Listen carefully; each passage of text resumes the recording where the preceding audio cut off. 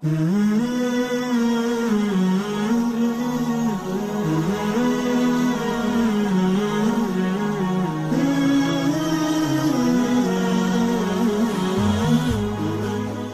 الله الرحمن الرحيم الحمد لله رب العالمين الصلاة والسلام الصادق الأمين وعلى آله وأصحابه ومن اهتدى بسنته إلى يوم الدين اللهم أخرجنا من ظلمات الجهل والوهم إلى معرفة العلم واليقين ومن وهول الشهوات إلى جنات القربات وأصلي وأسلم على قائدي وقدوتي وقرة عيني وحبيبي ومعلمي محمد بن عبد الله صلوات ربي وسلامه عليه أيها الإخوة الإيمان والإسلام أحييكم بتحية أهل الجنة دار السلام وأقول لكم السلام عليكم ورحمة الله وبركاته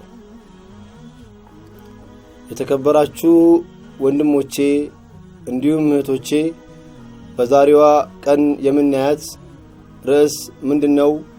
በእያንዳንዳችን ላይ በትከሻችን ላይ ተሸክመነው የምንሄደው ሀብታምን፣ ደሃን፣ ባለስልጣንን እንደዚሁም ህዝብን ማንኛውንም ሳይለይ ሁሉንም ለማፈስና ለማጓዝ የተዘጋጀውን ትልቁ የማይቀርልን ጉዞ ሞት የሚለውን ነገር እናያለን።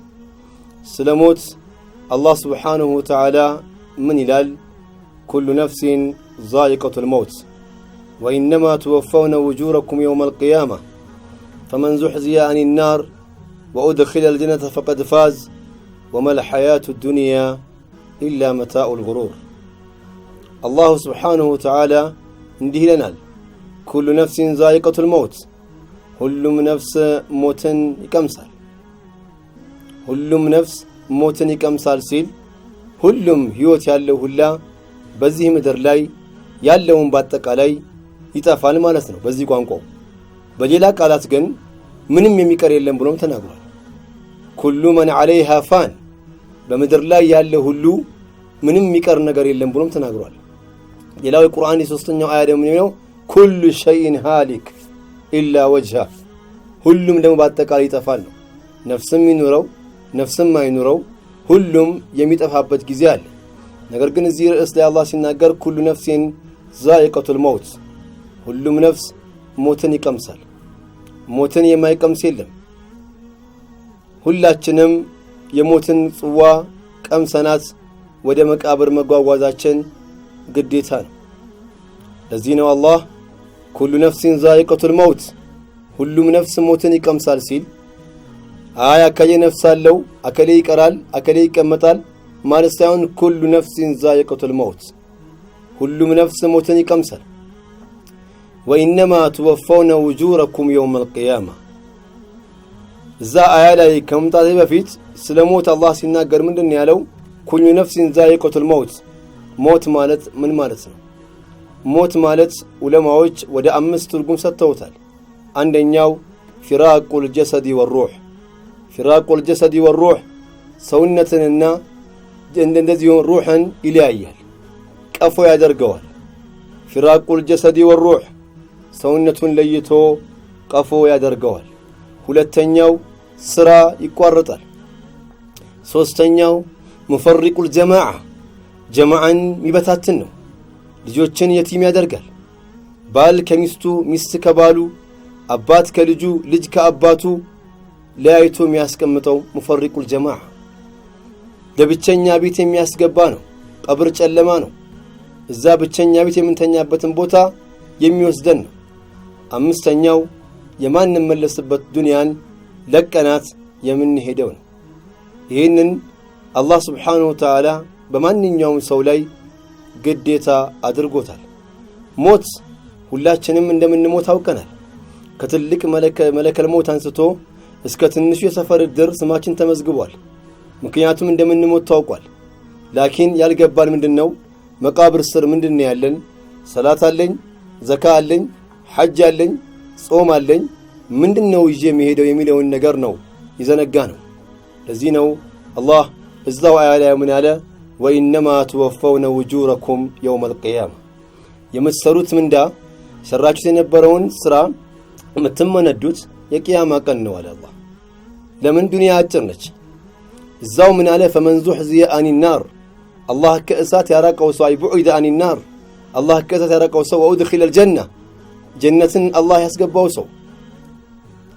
ወንድሞቼ እስኪ ጀሃነምና ጀነት ሲባል አነሰብን ቃላቱ ማለት ነው። ውስጡ ግን ለየት ያለ ነው። ዱንያ የገባው ሰው ስለ ጀነት ይገባዋል። ዱንያን ያላወቀ ሰው የአኺራ ጉዳይ አይገባው። ዱንያ ዑለማዎች ሲፈስሩት ምንድነው ያሉት? አወሉሃ ቡካ የመጀመሪያዋ ለቅሶ ነው። ማንም ሰው ከእናቱ ስር ሲወጣ እያለቀሰ ነው የወጣው። ወአውሰጡሃ አና መካከለኛው ደግሞ ያው እኔ ነው እኔ ይልኝ ነው። ወአኺሩሃ ፈና መጨረሻዋ መጥፋት ነው። ሱብሃንአላህ ተመልከቱ። ኩሉ መን አለይሃ ፋን እንዳለ አላህ ይጠፋል። አጠፋፉ በሶስት ይከፈላል። አንደኛው ንብረቱ እያለው ስልጣኑ እያለ ከመሐከል እሱን ብድግ አድርጎ ያስገባዋል። ሁለተኛው ንብረቱን ያጠፋዋል፣ እንደዚሁም ራሱን ያሳመዋል፣ ይቀመጣል። ሶስተኛው ንብረቱም እሱም በአንድ ላይ የሚጠፉበት አለ፣ የሚቀር የለም ነው። ለዚህ ነው አላህ ምን አለ? فمن زحزح عن النار وأدخل الجنة ጀነት የገባ ሰው አለ አላህ። ጀነት ማለት ዑለማዎች በሶስት ከፍለውታል። አወሉሃ ረሕማ የመጀመሪያው ረሕማ ነው። ወአውሰጡሃ ርድዋን መካከለኛው ርድዋን ነው፣ የአላህ ውዴታ ነው። ወአኺሩሃ በቃ መጨረሻው ደግሞ ዘላለም ዓለም መቀመጥ ነው። ለዚህ ነው አላህ ምን አለ? فمن زحزح عن النار وأدخل الجنة فقد فاز وما الحياة الدنيا إلا متاع الغرور። ያ ዱንያ ህይወት እኮ አታላይ ነች አለ አላህ። አው ስንቱ ታታሏል። ምክንያቱም ሞትን የሚያዘናጉ ነገሮች ብዙ ነገር ናቸው ያሉት። ብለድ ሰርኩሌሽናችን በደንብ ይሰራል፣ መልካችን ያምራል፣ ምን በላው ምግብ ጥሩ ነው፣ ምን ጠጣው ውሃ ንጹህ ነው ብለን ምን ንቀመጥበት ምንጣፍ ደህና ነውና የነፈሰውም አየር ጥሩ ነው ምንም ችግር የለም ብለን ያሰብን ስንቀመጥ የሚያዘናጉ ነገሮች ናቸውና በድንገት ይመጣል። አይቀርም፣ ሞት አይቀርም። ታዲያ ሞት መምጣቱ ካልቀረ ምንድነው ማድረግ ያለብን ከተባለ አላህ Subhanahu Wa Ta'ala ሞትንና ህይወትን ለምን እንደፈጠረ መልሶልናል። እዛው ሱረቱል ሙልክ ላይ አላህ ምን ይላል? تبارك الذي بيده الملك وهو على كل شيء قدير الذي خلق الموت والحياة ليبلوكم أيكم أحسن عملا. تبارك الذي بيده الملك ጥራትና ንግስና ይገባው ሁሉ ነገር በእጁ የሆነ ጌታ وهو على كل شيء قدير ሁሉም ነገር መወሰን የሚችል ጌታ الذي خلق الموت ሞትን ፈጠረ والحياة ህይወትን ፈጠረ قال الله ሞትን ለምን አስቀደመ? الذي خلق الموت ሞትን ያስቀደመው እዚህ ላይ ለምንድነው ሞትን ያስቀደመው? ዑለማዎች ሲያስተምሩ ምን ይላሉ? ሞትን ያስቀደመበት ምክንያት የሰው ልጅ ከመፈጠሩ በፊት መሞቱን እንዲያውቅ ነው። ሁለተኛው والحياة ያለበት ምክንያት ወደ ኋላ ያስቀረው ይህ حياة አይባልም። የዱንያ حياة السرمدية ዘላለም ዓለም የሚኖርበት የአኺራ حياة ነውና ለዚህ ነው ወደ الآخرة خير وأبقى እንደው የመጨረሻይቷ ትሻላለች ብሎ አላህ ያስቀመጠላቸው ያንን حياة ለማስተዋወስ ነው። الذي خلق الموت ሞትን ፈጠረ አላህ والحياة ህይወትን ፈጠረ አላህ ለምን? ليبلوكم أيكم أحسن عملا ማነው መልካም ስራ የሚሰራው ማነው መጥፎ ነገርስ የሚሰራው ብሎ ለመሞከር ነው አላህ ዱንያ ላይ ያመጣ። ወንድሞቼ መሞታችን አይቀርም። ከምንወዳቸው ጓደኛ ከምንሄደው ሁሉ ምናቀው ሁሉ ተነጥለን ነው የምንገባው። ወደ አኺራ ወደ መቃብር መግባታችን ስለማይቀር የሞትን ነገር እያስታወሰን ኸይር ስራ እንስራ። ምክንያቱም ነብዩ መሐመድ ሰለላሁ ዐለይሂ ወሰለም ብለዋል አክሲሩ ሚን ዚክሪ ሃዚሚ ለዛ። ሱብሃንአላህ ነብዩ ሰለላሁ ዐለይሂ ወሰለም አላህ ምን አሉ? አዕጣኒ ጀዋሚ አልከሊም ነገሮችን ሰብሰብ አድርጌ የምናገርበትን አላህ ሂክማ ሰጥቶኛል አሉ። እዚህ ጋር ሲናገሩ ተመልከት። እንደው ጣፋጭ የሆነችዋን ህይወት ቆራጭ የሆነችዋን ሞት አስታውሳል። ምን ማለት ነው? የዓለም ህዝብ አሁን ሳይደረሰበት ከ7.8 ቢሊዮን ህዝብ ደርሷል። ይሄን ህዝብ ሰብስበው ምንድነው ፍላጎት ብትለው ያጅባል። አንተ ምን ትፈልጋለህ?